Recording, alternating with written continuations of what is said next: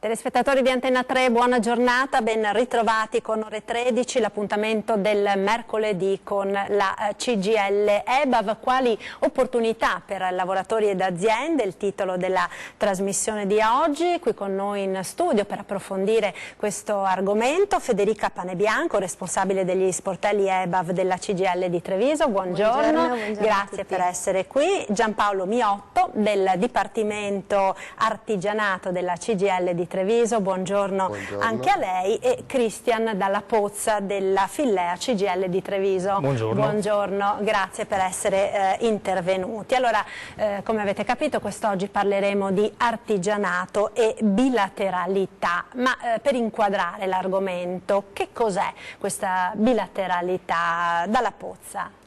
Allora, per capire cos'è la bilateralità bisogna fare un passo indietro. Perché? Perché i primi istituti bilaterali, le prime aggregazioni bilaterali risalgono ancora all'inizio del 1900. Ancora prima le aggregazioni di lavoratori avevano creato le prime casse di mutuo soccorso, quindi aggregazioni di lavoratori che mettevano insieme delle risorse per aiutare i propri colleghi, magari disoccupati, piuttosto che con problemi economici familiari. Esatto, questo è lo spirito della bilateralità. A seguire poi, a inizio del 1900, intorno al 1915-1920, scopriamo le prime casse edili, quindi di emanazione contrattuale. Bilateralità vuol dire da più parti, da due parti, quindi datori di lavoro da una parte e organizzazioni sindacali dall'altra.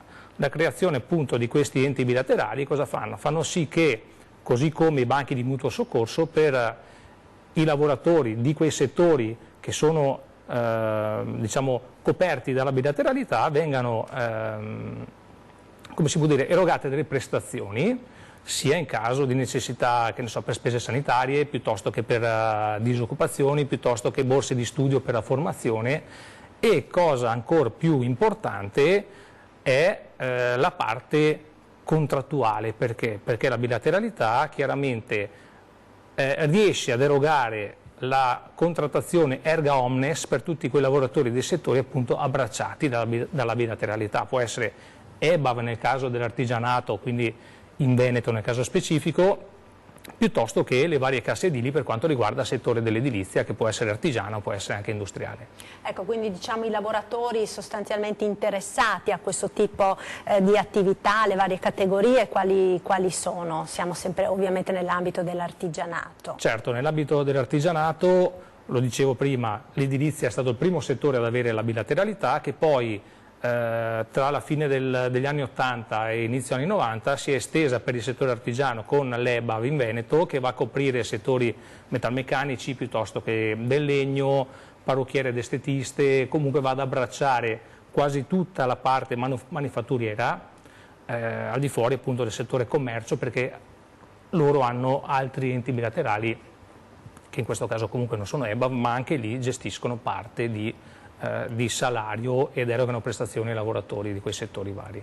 Ecco, ricordo naturalmente che anche voi telespettatori che ci state seguendo da casa potete come sempre intervenire con le vostre telefonate. Il numero lo vedete in sovraimpressione, lo 0422 1626 798.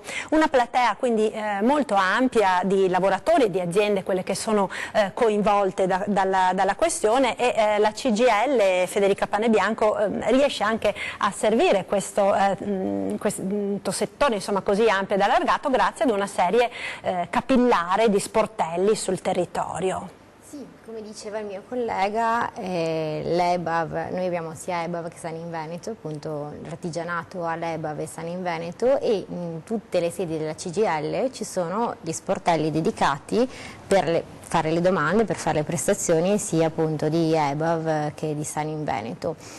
Ora, sono presenti in tutto il territorio, ma sono due cose completamente diverse. Adesso lui parlava soltanto di EBAV, ma appunto la parte di San in Veneto è nata successivamente ed è completamente diversa.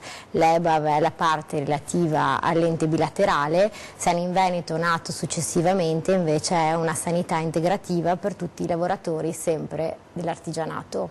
e viene, come dicevo, pagata interamente dal datore di lavoro, per cui il lavoratore, il dipendente artigiano può usufruire di una serie molto ampia di servizi, da una parte forniti dall'EBAV, cioè come ente bilaterale, e dall'altra invece dalla parte sanitaria, completamente sanitaria. Di questi tempi quindi sicuramente si tratta di un servizio molto bei rimborsi, molto utile, con dei rimborsi un po' diciamo a livello di tutte le prestazioni sanitarie. Sì, che spaziano differentemente uno dall'altro, nel senso che per quanto riguarda l'EBAV ci sono dei rimborsi che riguardano le spese scolastiche, non so, un acquisto della prima casa, un rimborso anche semplicemente la professionalità, cioè semplicemente perché una persona è assunta da più di 5 anni nella stessa azienda ed ha raggiunto una certa professionalità, c'è un premio che viene fornito da EBAV, quindi EBAV come ente bilaterale spazia in determinati settori, la parte invece sanitaria è ormai dedicata tutta a Saninveneto.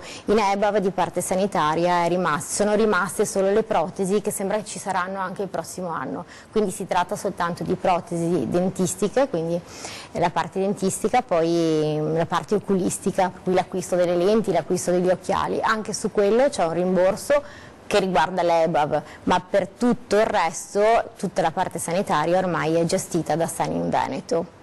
Ecco, lei diceva, no, è un servizio che viene pagato dall'azienda, quindi il lavoratore ha solo un vantaggio, diciamo, da avere questo tipo di ha un vantaggio in entrambi i casi. C'è una piccola differenza che è giusto dire, nell'ente bilaterale il dipendente ha una piccola trattenuta in busta paga, quindi collabora anche lui, diciamo, alla spesa per quanto riguarda l'ente bilaterale, mentre per quanto riguarda Saninveneto è totalmente a carico dell'azienda, è obbligatorio pagare Saninveneto, è completamente a carico dell'azienda e al dipendente arriva in forma totalmente gratuita. Peraltro nella cifra che il datore di lavoro paga è incluso sia il coniuge fiscalmente a carico sia il figlio fino a 2 anni di età. Per cui queste due figure possono esattamente usufruire di Saninveneto come il titolare della polizza, cioè in questo caso il dipendente si estende ai familiari, insomma, con queste limitazioni. Poi c'è la possibilità di comunque usufruirne dalla parte dei familiari, cioè nel senso che successivamente a Saninveneto da qualche anno è nato anche Saninfamiglia, quindi l'opportunità di poter inserire anche un proprio familiare, che in questo caso non è il coniuge fiscalmente a carico ma può essere un convivente, e quindi ovviamente un convivente o coniuge ma non a carico, e il figlio superiore ai 2 anni di età e fino ai 30 anni. Si può iscrivere attraverso Saninfamiglia pagando 90 euro l'anno, e questo dà diritto ad avere quasi tutte, diciamo, esclusa la parte dentaria, ma quasi tutte le prestazioni che il titolare della polizza ha. Quindi la possibilità di estenderlo, insomma. Ecco, tanto per capire, per avere un'idea, di che numeri stiamo parlando nel nostro territorio? Quante persone, quanti lavoratori sono coinvolti? Chi è che vuole rispondere? Penso chi segue diciamo tecnicamente la parte EBAV probabilmente ha anche sotto mano un numero. Federica. Allora, diciamo che i numeri esattamente non li conosciamo, noi facciamo tantissime domande veramente ogni anno per tutti, ma stiamo parlando che quasi tutte, abbiamo una grandissima, altissima percentuale ormai di aziende si sono iscritte. Ci sono voluti anni perché si iscrivessero all'inizio a Saninveneto, all'EBAV, perché chiaramente non era conosciuto. Poi quando hanno capito che bene o male era obbligatorio, è stato recepito dai contratti, le aziende si sono iscritte, e così anche a Saninveneto. Ormai le percentuali di iscrizione sono molto alte e di conseguenza anche le domande di chi ne usufruisce.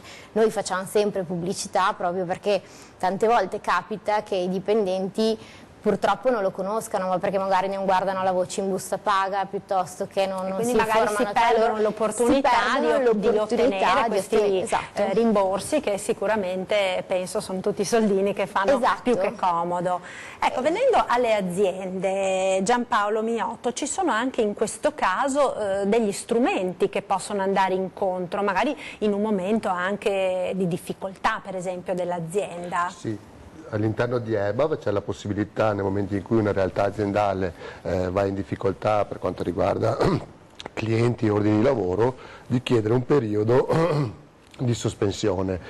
Per capirci, una volta fino a qualche anno fa era chiamata la vecchia cassa integrazione in deroga. Oggi non c'è più la cassa integrazione in deroga, ma viene sostituita con quello che è il fondo solidale bilaterale dell'artigianato, l'FSBA, che dà un periodo nel biennio mobile di 100 giornate lavorative ai lavoratori e alle aziende che la possono utilizzare per un periodo scoperto da ordini di lavoro.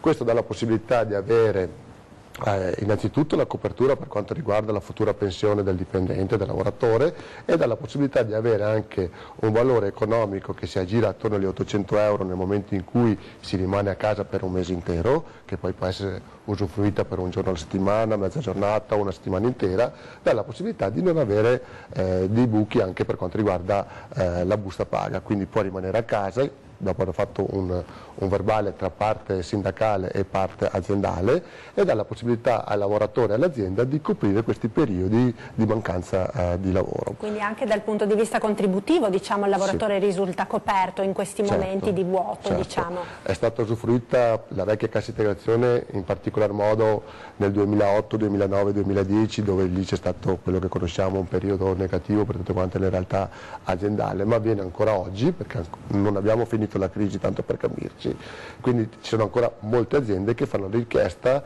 soprattutto all'inizio dell'anno, nel momento in cui non si capisce ancora come va l'anno, e quindi mettono diciamo paracadute per eventuali periodi di poco lavoro. Viene usufruita appunto dal 2008-2009.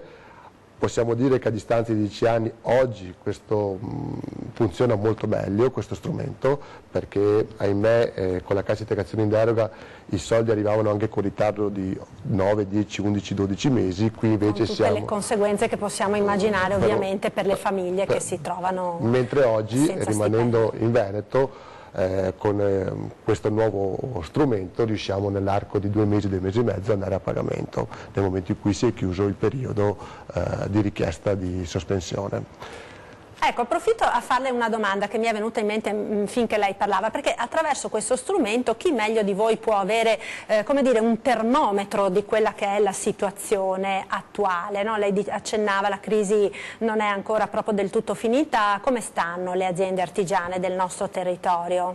Premesso che dal 2009 ad oggi sono molte le realtà che non ci sono più, cioè hanno cessato per fallimento, per chiusura aziendale. Oggi siamo ancora in un periodo difficile perché è cambiato il mondo, non è più uguale nel momento in cui si va a chiedere appunto alle aziende che visione hai per quanto riguarda ordini di lavoro, al massimo arrivano a darti queste piccole realtà il mese e mezzo quando va bene, quindi è un portafoglio ordini che cambia settimanalmente. Insomma si naviga a vista. Si naviga a vista. Con questo siamo ancora mi viene in mente il tessile in particolar modo, i cambi stagione, ha sempre quel periodo di non sapere appunto come si riparte per quanto riguarda i nuovi prodotti, e quindi gennaio, febbraio e in questo periodo settembre-ottobre che c'è proprio il cambio di lavorazione dalle camicie alle maglie, inverno e estivo, c'è sempre questa richiesta. Dire nell'ordine sicuramente non abbiamo più quella buttata di crisi del 2009-2010, però siamo ancora in percentuali altissime, perché nel momento in cui vado a vedere le richieste, altissime, percentuali importanti, ecco, forse è meglio dire così, perché nel momento in cui vado a vedere le richieste e la CGIL, CISL e UIL risponde a queste richieste, sono ancora numeri importanti. Non l'abbiamo dimenticata cos'è la cassa integrazione o la FSBA. Poi le aziende variano dell'artigianato dai 2-3 dipendenti, che è quella la media, fino ad aziende che arrivano ai 13-14 dipendenti. Si capisce bene che nel momento in cui ho un'azienda di un dipendente, 2, magari riesco anche a gestirlo con qualche giorno di ferie. Nel momento in cui ne ho 12-13 diventa difficile, e questo strumento diventa importante proprio per il bene dell'azienda e del dipendente. E delle famiglie. Allora noi ci fermiamo per qualche istante di pubblicità, linea alla regia, vi ricordo che potete intervenire anche voi telespettatori da casa con le vostre telefonate allo 0422 162 6798. A tra poco.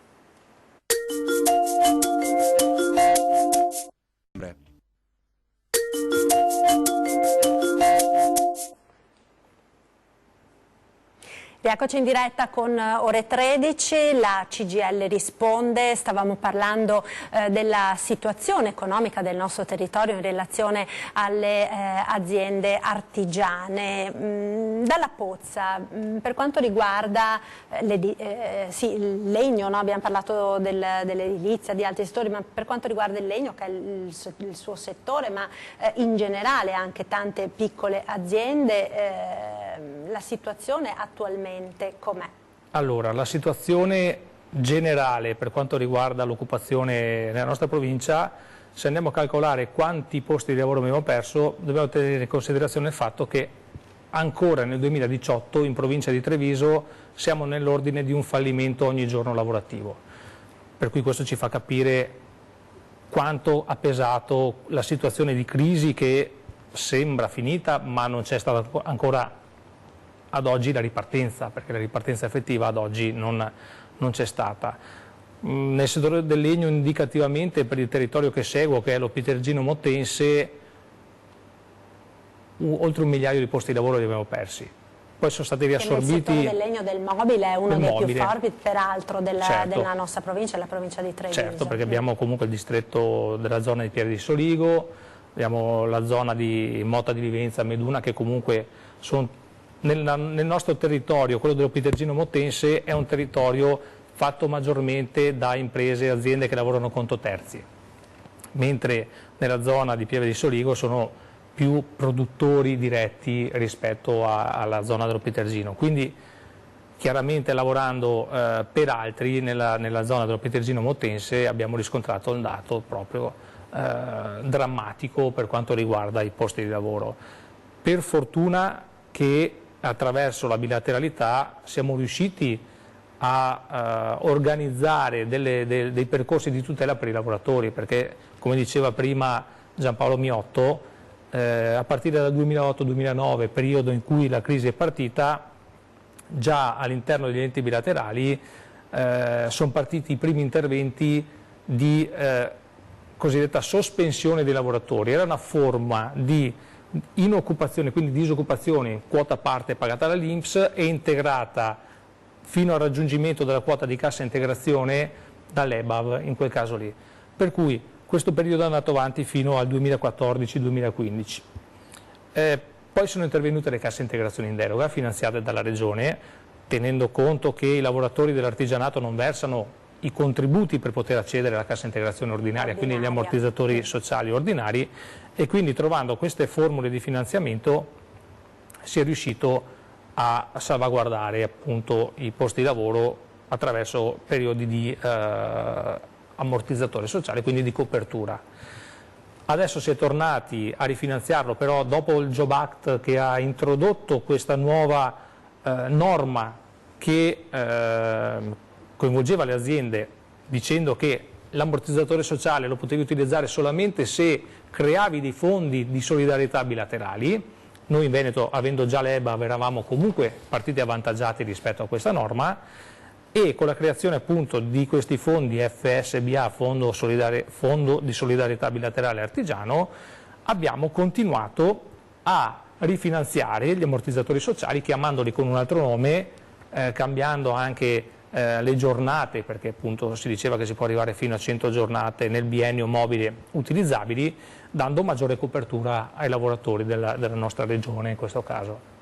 E quindi ovviamente fortunatamente c'è stato questo tipo di strumento, altrimenti insomma saremmo qui con un bilancio ancora peggiore rispetto a quello già assai grave che lei ci ha appena illustrato. Ma infatti lo dicevo all'inizio, cioè lo spirito degli enti bilaterali è quello di solidarietà e mutualizzazione, per cui se noi partiamo appunto dall'inizio dicendo che i fondi sono nati per aiutare le persone in disagio economico, sociale, eccetera, in questo caso lo spirito effettivo dell'ente bilaterale, in questo caso EBAV piuttosto che le casse edili, ripeto, artigiane, come diceva, o anche industriali per quanto riguarda l'edilizia, hanno svolto pienamente il proprio compito, quello di andare incontro appunto ai problemi delle persone.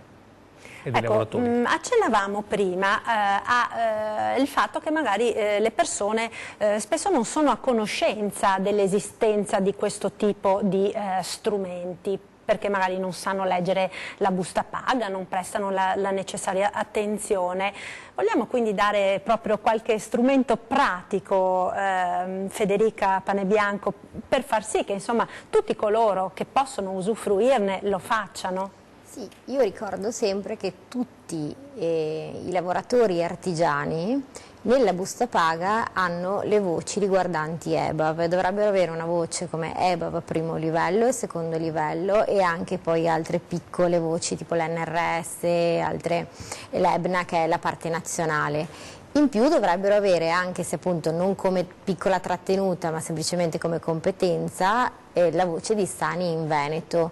Se si accorgono di avere queste due voci sono lavoratori artigiani, perché tante volte vengono dei lavoratori che pensano di averle, però magari in realtà hanno un contratto sì metalmeccanico ma è industria, in quel caso non ce l'hanno, vengono da me, però se prestano attenzione c'è sempre scritto in busta paga.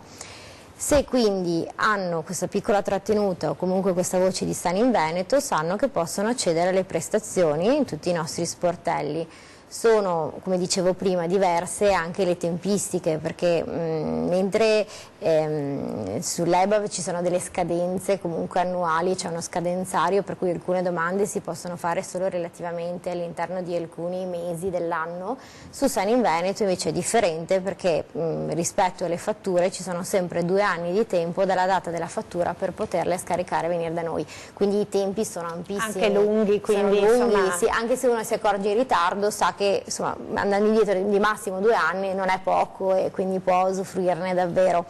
È molto semplice perché tutto quello che si fa di sanitario, escluso gli scontrini della farmacia, possono essere portati da noi allo sportello in CGIL.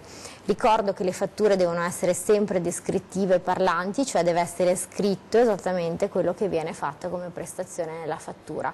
Questo perché Sani in Veneto dà un rimborso su prestazione, quindi ci sono dei massimali legati alla prestazione fino ovviamente all'arrivo del massimale. Faccio l'esempio, per una visita specialistica vengono rimborsati 41,19 €, quindi 45,19 €, scusate.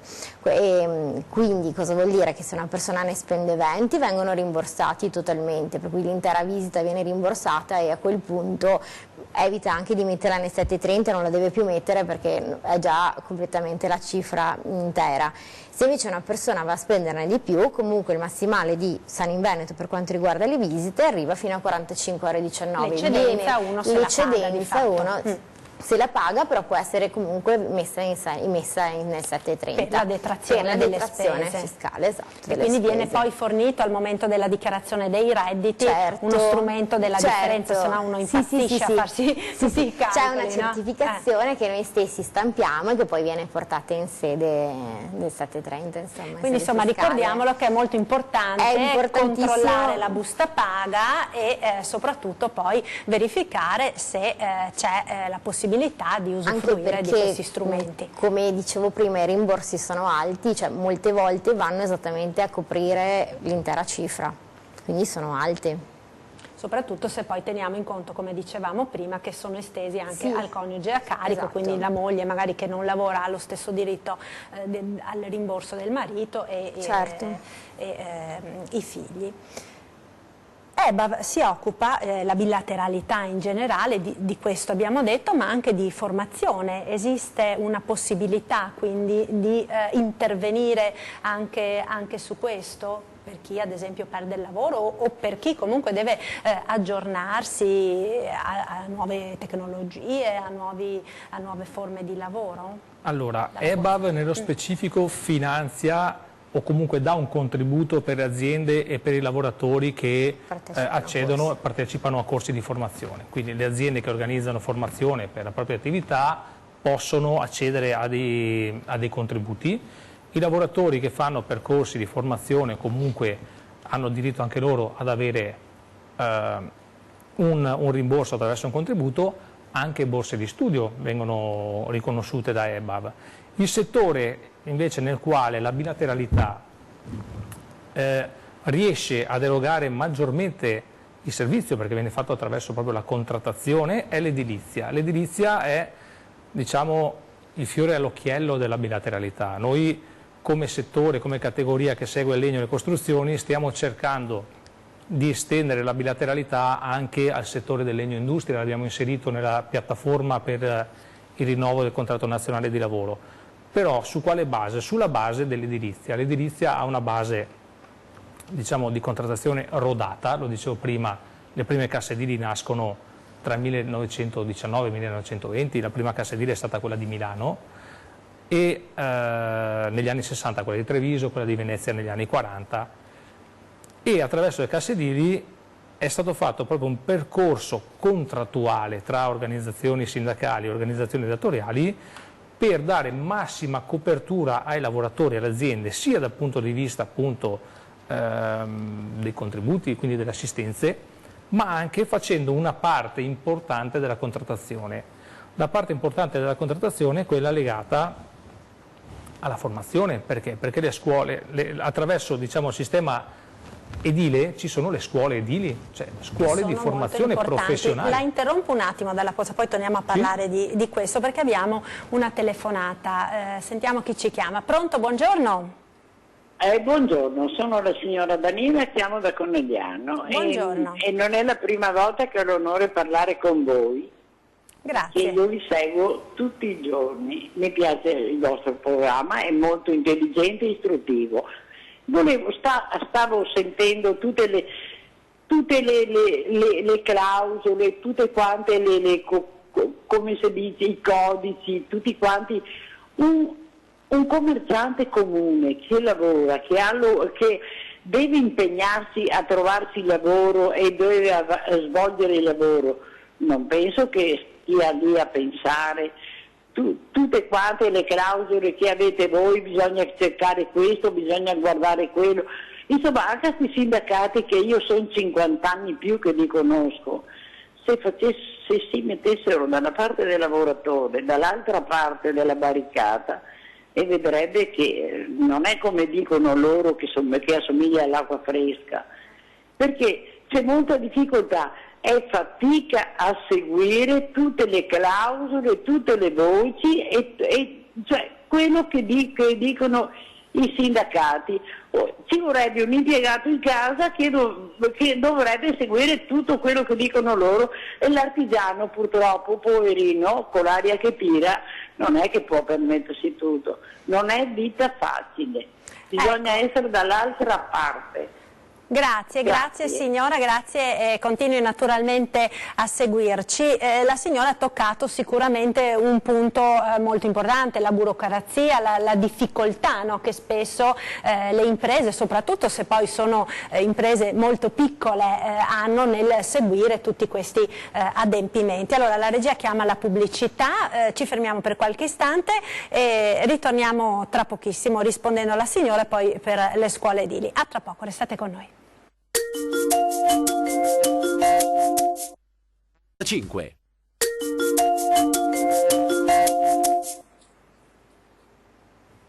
Ore 13, eccoci nuovamente in diretta, la CGIL risponde, stiamo parlando di artigianato e bilateralità. Allora, chi vuole rispondere? Dalla Pozza alla signora, no, che sollevava il problema anche delle difficoltà spesso burocratiche che si incontrano nell'essere informati, nell'adempiere a tutte queste formalità anche che ci sono. Certo.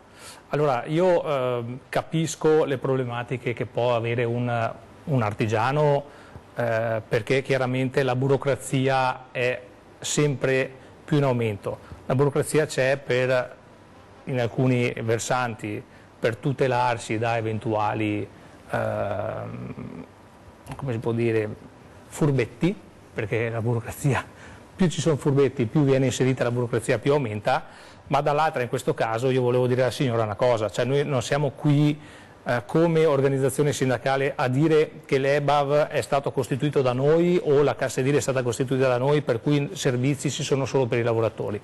Lo dicevamo prima, i servizi ci sono anche per i datori di lavoro per quanto riguarda l'EBAV.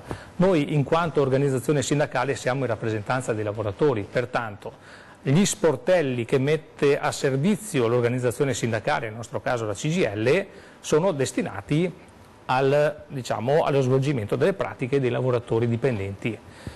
Ci sono le organizzazioni datoriali, quindi alle quali credo la signora sia iscritta o comunque abbia la possibilità di accedere per farsi tutelare, possono essere organizzazioni artigiane piuttosto che di commercianti, eccetera, attraverso le quali comunque, visto che le pagano così come un lavoratore paga la quota di iscrizione all'organizzazione sindacale, io invito la signora comunque ad affacciarsi a queste organizzazioni, ai loro rappresentanti, perché? Perché questi rappresentanti possono dare tutte le informazioni che servono su come gestire eventuali pratiche di risarcimento, di rimborso, di finanziamento che può erogare l'EBAV o l'ente bilaterale magari della categoria alla quale la signora opera. Senza nessuna polemica, perché chiaramente quello che dobbiamo dire è che è un sistema costruito per andare incontro alle esigenze bilaterali, quindi di lavoratori e di datori di lavoro.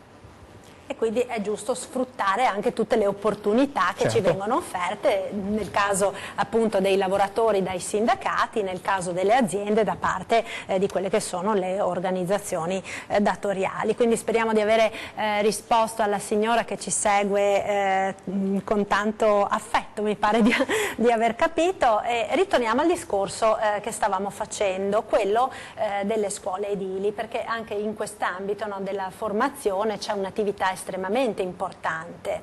Certo. Allora, io in questi giorni ho letto sulla stampa, ma anche sui social network, che ci sono aziende, grosse aziende anche del territorio, che cercano manovalanza. Negli ultimi anni noi abbiamo perso di vista quella che è la scuola professionale in generale, non solamente nel nostro territorio. Le scuole di formazione professionale sono, tra virgolette, lo dico, bistrattate, no? Perché è bene avere quel pezzo di carta che va oltre la scuola professionale, che dà la formazione, l'alta formazione alla persona. Oggi ci troviamo con il problema opposto, che è quello della mancanza di lavoratori, quindi di operai di manovalanza. All'interno della bilateralità edile ci sono, come dicevo prima, i corsi le scuole di formazione, quindi i centri di formazione professionale edile. Sono vere e proprie scuole professionali e hanno dei corsi di formazione, quindi per i lavoratori addetti al settore edile, e durante l'anno organizzano anche corsi di formazione per l'accrescimento professionale di tutti gli operatori all'interno del settore, ad esempio corsi per i gruisti, ad esempio corsi per utilizzo di macchine movimento terra, corsi per allestimento ponteggi. Sono tutte quelle forme appunto di professionalità che... Quindi anche molto specializzate proprio nell'ambito del settore dell'edilizia. Certo, perché proprio essendo gestito in maniera bilaterale, tutte quelle che sono le idee, le esigenze che come organizzazione sindacale riscontriamo parlando con i lavoratori all'interno dei cantieri, e come datori di lavoro, giustamente conoscendo il proprio mercato e le dinamiche del proprio mercato, ci si riunisce nei consigli di amministrazione di queste scuole edili, nei comitati di gestione, e si studiano e si organizzano appunto quei corsi di formazione che al momento, diciamo, contingente sono più necessari, servono per il settore specifico. E quindi è quella famosa interazione, no, tra scuola e mondo del lavoro che è necessaria proprio per far sì che anche tanti giovani trovino un'occupazione subito dopo aver terminato la scuola, cosa che spesso è mancata. Non solo interazione tra scuola e comunque mondo del lavoro, ma anche, diciamo, la sana concertazione che c'è all'interno del settore, perché al di là dei contenziosi che uno può riscontrare tra lavoratore e azienda nell'ambito lavorativo, ma se le parti sociali, datoriali e organizzazioni sindacali operano contrattando, concertando quelle che sono le esigenze del nostro settore, io credo che facciamo del bene al nostro settore, ai lavoratori e alle aziende nelle quali operano. Assolutamente, penso che su questo siano tutti d'accordo, non c'è strumento migliore. Ritornando ora a Sani in Veneto, ne abbiamo parlato prima, no, di questa sorta di assicurazione integrativa che va ad assistere i dipendenti delle aziende artigiane. Ci sono delle importanti novità che sono entrate in vigore proprio da pochissimo. Sì, Federica. Possiamo approfittarne per citarne due, che sono le novità che proprio sono partite dal 1° settembre di quest'anno, ed è un aumento sui massimali per quanto riguarda le cure odontoiatriche, che da 200 euro sono arrivate a 500 euro, quindi un rimborso annuale di 500 euro sulle cure odontoiatriche. E poi un pacchetto maternità che si è ampliato rispetto a quello che c'era prima. Il pacchetto maternità ritorna ad essere quello che una volta un po' era Sani in Veneto, sotto forma di indennizzo, e quindi non soltanto rimborso su quello che io vado a spendere, cioè la necessità di avere una fattura, ma anche laddove le visite sono gratuite, in questo caso avviene proprio un indennizzo semplicemente per il fatto di essere incinta, in questo caso in maternità. E sono divise perché c'è tutta una parte che riguarda la gravidanza con un rimborso, ma una cosa particolare e nuova che credo che le altre forme non abbiano è un rimborso sulla procreazione assistita. E quindi un rimborso fino a 3.000 euro e 1.000 euro a ciclo, e quindi 3.000 annuali sulla procreazione assistita, che citavano Sani in Veneto come primo esempio, perché fino adesso assistenze sanitarie integrative che si occupassero di questo non ce n'erano, insomma, non perlomeno pagate dal datore di lavoro. Certo, e sappiamo anche quanto sia in aumento il ricorso da parte delle coppie nel nostro territorio alla procreazione medicamente assistita. Ne abbiamo parlato tante volte nel corso delle puntate di Ore 13 proprio dedicate alla sanità, che un po' per ragioni di lavoro, un po' per rinvio dell'età, purtroppo la difficoltà nel procreare, quindi nel diventare genitori, è cresciuta, e sono molte di più le coppie che si rivolgono proprio a questo tipo di servizio sanitario, che peraltro è piuttosto costoso. Esatto, cioè avere un rimborso di 3.000 euro non è poco, e in più anche tutta la parte relativa al post gravidanza, e quindi fino a 2 anni di età del bambino, per cui un rimborso anche sul costo dei pannolini, piuttosto che logopedista, piuttosto che tantissime altre spese che poi si sommano. E questa è la cosa bella, che la parte relativa al post gravidanza è relativa anche al coniuge, quindi se ho il coniuge che lavora ed è artigiano anche lui e ha Sani in Veneto, può comunque mettere anche lui le spese relative al post gravidanza. Quindi quindi è un'attività, qui in quel caso diventano doppie, certo. Cioè il rimborso mi diventa doppio, ed è una cosa validissima ed è nuova, perché appunto è parte del 1° settembre. E anche questo chissà che sia uno strumento per incentivare la natalità, che è purtroppo così in caduta libera nel nostro territorio. Ma comunque, al di là delle battute, si tratta di un'attività estremamente importante di sostegno alla famiglia soprattutto. Quindi magari ci ritorniamo tra pochissimo, ancora un break pubblicitario, linea alla regia, ci rivediamo tra poco.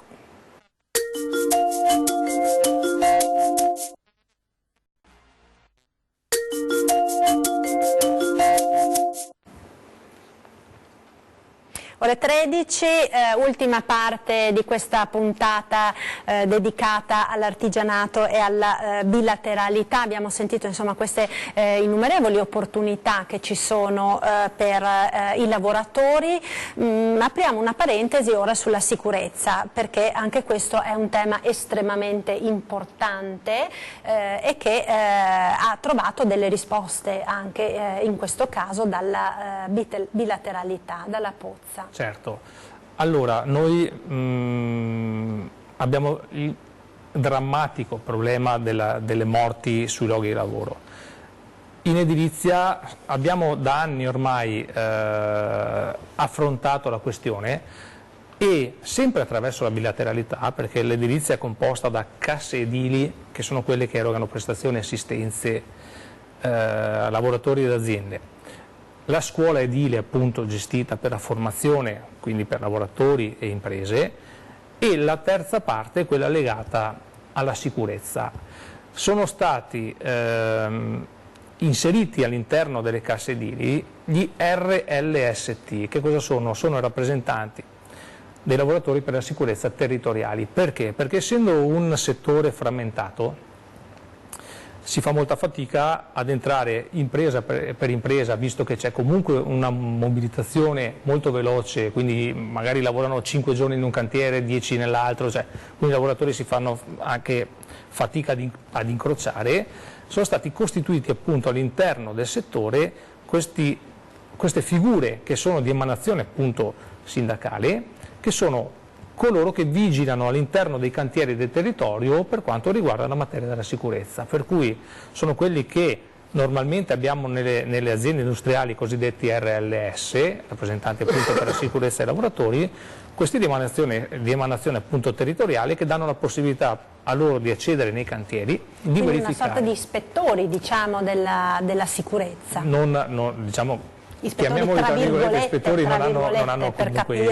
capire Esatto. Naturalmente non si tratta certo di Però funzionari dello Spisal, ci mancherebbe. Sono coloro, ne avremmo bisogno di funzionari in più dello Spisal e dell'ispettore del lavoro, perché comunque con le ultime riforme che sono state fatte sono sempre diminuiti come numero e come possibilità di intervento nei territori. Il rappresentante per i lavoratori per la sicurezza invece è quello che esce, entra nei cantieri e fa le segnalazioni al datore di lavoro per quelle che sono le mancanze eventualmente legate alla sicurezza, alle normative sulla sicurezza e tutela della salute dei lavoratori. Quindi anche questa è una parte importantissima, perché al di là del fatto che dà la possibilità appunto di entrare direttamente nel luogo di lavoro e controllarlo, la possibilità maggiore è quella di salvare vite, quindi dare la possibilità alle persone che lavorano di tornare a casa tranquillamente alla sera e non appunto rimetterci la vita nel luogo di lavoro, chiaramente la prevenzione, e anche alle aziende, perché chiaramente nel momento in cui si fa prevenzione sulla sicurezza le aziende hanno anche minori costi per quanto riguarda le assicurazioni INAIL, bonus malus eccetera, quindi questi interventi servono a prevenire e a tutelare sia le imprese che i lavoratori, e sempre gestiti attraverso una contrattazione bilaterale sana, perché questo è quello che dobbiamo fare, se non riusciamo a fare una contrattazione sana, a concertare quelle che sono le dinamiche dei nostri luoghi di lavoro, dei nostri settori, riusciamo, ripeto, come ho detto prima, a creare una contrattazione positiva. È una collaborazione di fatto che va a vantaggio sia del lavoratore che dell'azienda, certo. Poi alla fine, per cui ne traggono vantaggio entrambi, no? Mi pare che su questo... Non deve esserci contrapposizione, perché noi siamo quelli che scrivono i contratti di lavoro, e se nei contratti di lavoro facciamo un lavoro unitario anche con le organizzazioni datoriali, non vuol dire che o i datori di lavoro o i lavoratori ci stiano rimettendo qualcosa. Si fa in modo che sia a beneficio di tutti, sia per quanto riguarda la parte economica che per quanto riguarda la parte normativa, la parte di prevenzione. Della sicurezza appunto, certo. di cui parlavamo. Ormai abbiamo ancora pochissimi minuti prima di chiudere, un focus su quelli che sono gli sportelli della CGIL e l'importanza, no, per i lavoratori di usufruire di questi strumenti. Miotto. Sì, io chiuderei facendo l'invito a tutti quanti i lavoratori di passare per le nostre sedi sindacali da Treviso, Castelfranco Veneto, Conegliano, Oderzo, Montebelluna e così via, siamo presenti in tutto il territorio. È importante passare almeno una volta nella vita lavorativa, la dico così in battuta, nelle sedi sindacali della CGIL, perché innanzitutto per tutti quei servizi EBAV e Sani Veneto che sono stati esposti in questa trasmissione, bisogna ricordare che sono fatti in maniera gratuita, quindi per quei lavoratori che arrivano a fare domande a EBAV o Sani Veneto non c'è nessuna spesa. Punto 1. Punto 2, per capire un po', perché ci sono molti lavoratori, magari anche stranieri, che non conoscono la differenza tra industria e artigiano, per quello che abbiamo fatto la trasmissione oggi. Quindi se vengono a noi vediamo una lettura della busta paga, vediamo alcune cose se sono fatte nella maniera giusta, dalla paga base alle ferie, ai permessi, tanto per dare la prima occhiata, poi ci avvicina appunto a conoscere quello che è il mondo di Sani Veneto e Deba. Quindi la miglior cosa sarebbe quella che tutti i lavoratori passassero alle nostre sedi sindacali. Noi siamo presenti praticamente dal lunedì al venerdì dalle 8:30, grosso modo dipende dalle sedi, a mezzogiorno e mezzo, 14:30, 18:30. Sul sito della CGIL sono specificati indirizzi, orari, e quindi chiunque volesse delle informazioni le trova dettagliatamente. Ed è importante appunto avvicinarsi, perché conoscere i diritti per un lavoratore anche straniero, dico così, è importante sapere come muoversi, quelle che sono le possibilità che danno enti bilaterali, contratti firmati da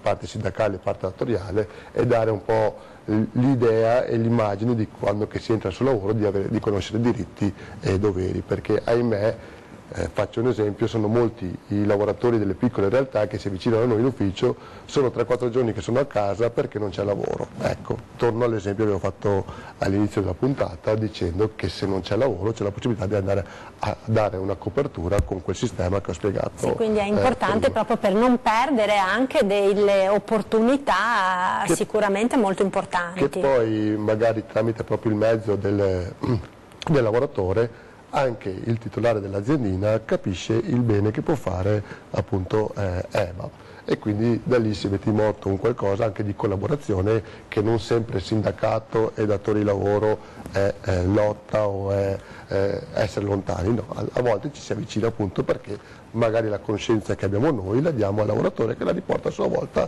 al datore. Bene, il tempo a nostra disposizione è terminato. Un ringraziamento a Federica Panebianco, a Giampaolo Miotto e a Cristian Dalla Pozza della CGIL di Treviso per questa interessante trasmissione. Grazie a voi telespettatori per averci seguito. Una buona giornata.